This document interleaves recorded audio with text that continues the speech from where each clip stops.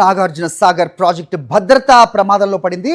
స్పిల్వేపై గుంతలు పట్టడం, వాటిని పూడ్చకపోవటం ఆందోళన కలిగిస్తోంది. స్పిల్వే గుంతల మధ్య రంధ్రాలు పడి పెద్ద ఎత్తున నీరు లీక్ అవుతోంది. 20 కోట్ల రూపాయలతో 2023లో స్పిల్వేకు మరమ్మతులు చేశారు. కానీ పనులు చేసిన 4 రోజులకే సిమెంట్ కొట్టుకుపోయింది. యథావిధిగా గుంతలు పడినా రాష్ట్ర ప్రభుత్వం కానీ ప్రాజెక్టు అధికారులు కానీ పట్టించుకోవట్లేదు. వేసవిలోనే ప్రాజెక్టు మరమ్మతులు పూర్తి చేయాల్సి ఉన్నా అవి చేపట్టలేదు. నాగార్జున సాగర్ స్పిల్వే గుంతలు, నీటి లీకేజ్ పై మరింత సమాచారం మా ప్రతినిధి అశోక్ అందిస్తారు. అశోక్, రెండు తెలుగు రాష్ట్రాలకు వరప్రధానిగా ఉన్నటువంటి నాగార్జున సాగర్ యొక్క భవితవ్యం ప్రశ్నార్థకంలో పడింది అంటే అవుననే సమాధానం వస్తుంది. ఎందుకంటే నాగార్జున సాగర్ డ్యామ్ యొక్క నిర్వహణని గాలికి వదిలేసింది, ఇటు ప్రభుత్వాలు వదిలేసినాయి, అదే సమయంలో ఎన్ఎస్పీకి సంబంధించినటువంటి అధికారులు కూడా వదిలేసినటువంటి నేపథ్యంలోనే స్పిల్వేపై భారీ స్థాయిలో గుంతలు పడ్డటువంటి పరిస్థితి ఉంది. స్పిల్వేపై అంటే మనం చూసుకున్నట్లయితే క్రస్ట్ గేట్ల నుంచి నీళ్లు జారివారేటువంటి ప్రాంతమే స్పిల్వే నుంచి నీళ్లు జారివారి గతంలో దాదాపు 60 నుంచి 70 రోజుల పాటు ప్రాజెక్టు నిండి ఉన్నటువంటి నేపథ్యంలోనే గేట్లను తెరవడం ద్వారా మొత్తం పూర్తిగా నీళ్లు జాలువారేటువంటి సమయంలో స్పిల్వే పూర్తిగా దెబ్బతిన్న తర్వాత మరమ్మతులు చేయాలన్న ఆలోచన కూడా ఎన్ఎస్పీ అధికారులు పోలేదు, అటు ప్రభుత్వం కూడా పోకపోవడంతో ప్రస్తుతం అయితే భారీ స్థాయిలో గుంతలు పడ్డటువంటి పరిస్థితి కనిపిస్తుంది. విజువల్స్ లో మనం ఎక్స్క్లూజివ్ గా చూపిస్తున్నాం. మొత్తం పూర్తిగా గుంతలు పడ్డటువంటి నేపథ్యంలోనే అందులో ఉన్నటువంటి ఇనుప సువ్వలు తేలినాయి. అదే సమయంలో డ్యామ్ నుంచి మనం విజువల్స్ లో ఒకసారి చూపించుకున్నట్లయితే అక్కడ నల్లగా కనిపిస్తున్నటువంటి మచ్చలు ఏవైతున్నాయో అవి ఆ డ్యామ్ లోపల నుంచి వాటర్ లీకేజ్ అవుతున్నటువంటి పరిస్థితి. అంటే మనం చూసుకున్నట్లయితే ఈ గుంతల కారణంగా లోపల డ్యామ్ లోపల ఉన్నటువంటి వాటర్ కింది చిన్నగా లీక్ అవుతూ కూడా వస్తున్నటువంటి పరిస్థితి. అదే సమయంలో ఈసారి ప్రాజెక్టు నిండితే ఖచ్చితంగా స్పిల్వే గుంతలు మరింత పెరిగేటువంటి ఆస్కారం ఉంది. అదే సమయంలో లీక్ అవుతున్నటువంటి ప్రాంతంలో పెద్ద రంధ్రాలు మనం మూసి ప్రాజెక్టు గతంలో చూసినాం. మూసి ప్రాజెక్టు ఏ విధంగా అయితే రంధ్రాలు పడుతూ నీళ్ళు గారుతుందో అదే రకమైనటువంటి పరిస్థితి నాగార్జున సాగర్ ప్రాజెక్టు కూడా తలెత్తేటువంటి అవకాశం ఉంది. ఒకవేళ రంధ్రాలు పడి నీళ్ళ లీక్ అవుతున్నటువంటి ప్రాంతంలో పెద్ద రంధ్రాలు పడితే మాత్రం ఖచ్చితంగా డ్యామ్ భద్రతకే ప్రశ్నార్థకంగా మారేటువంటి ఆస్కారం కనిపిస్తుంది.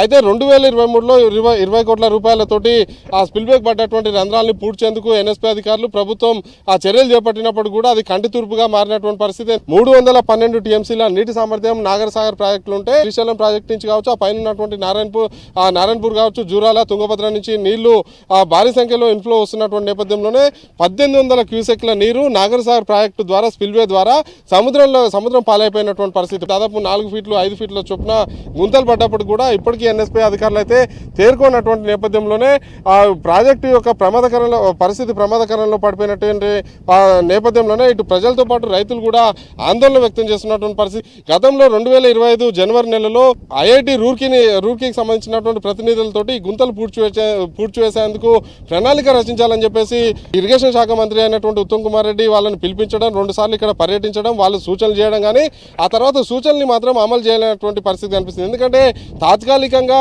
ఈ గుంతలను పూడ్చివేయచ్చు, కానీ శాశ్వతంగా పూడ్చివేయాలంటే నిధులు అదనంగా కావాలని చెప్పినటువంటి నేపథ్యంలోనే అదనపు నిధులు కేటాయించకపోవడం, అదే సమయంలో 2 సార్లు వాళ్ళు చేసినటువంటి సూచనలు కూడా నీటి మీద రాతలు అయిపోయినటువంటి పరిస్థితి. ఒకవేళ పశ్చిమ కనుమల్లో వర్షాలు పడి ఆ తర్వాత పైన ఉన్నటువంటి ప్రాజెక్టుల నుంచి ఇన్ఫ్లో కొనసాగితే డ్యామ్ను పూర్తి స్థాయిలో 590 అడుగులు నిండినటువంటి క్రమంలోనే నీటి విడుదల జరుగుతుంది. నీటి విడుదల జరిగేటువంటి క్రమంలో మరొకసారి నీటి విడుదల జరిగితే పెద్ద గుంతలు పడేటువంటి నేపథ్యం అయితే కనిపిస్తుంది. ఎన్ఎస్పీ అధికారులు అయితే కనీసం పడ్డటువంటి స్పిల్వే గుంతలు పైనుంచి కనపడట్లేదో, లేకపోతే క్షేత్రస్థాయిలో ఇక్కడికి రావాలంటే భయపడుతున్నారో తెలియదు, కానీ ఇప్పటికైనా కూడా చర్యలు అయితే చేపట్టినటువంటి పరిస్థితి. మరోవైపు చూసుకున్నట్లయితే ప్రతి సంవత్సరం ఆ ప్రాజెక్టుకి సంబంధించినటువంటి క్రస్ట్ గేట్లు సీలింగ్ కావచ్చు, గ్రీసింగ్ కావచ్చు, అదే సమయంలో మనం చూసుకున్నట్లయితే మరమ్మతులు చేసేటువంటి ట్రయల్ రన్ అంటే గేట్లు సజావుగా కిందికి దిగుతున్నాయా లేదా అనేది కూడా ప్రతి సంవత్సరం వర్షాకాలం ప్రారంభానికి ముందే ఆ ట్రయల్ రన్ నిర్వహిస్తారు. కానీ ఆ గ్రీసింగ్ కావచ్చు, సీలింగ్ కావచ్చు, దానికి సంబంధించినటువంటి ట్రయల్ రన్ కావచ్చు ఇంతవరకు చేపట్టినటువంటి నేపథ్యంలోనే అసలు ప్రాజెక్టు మీద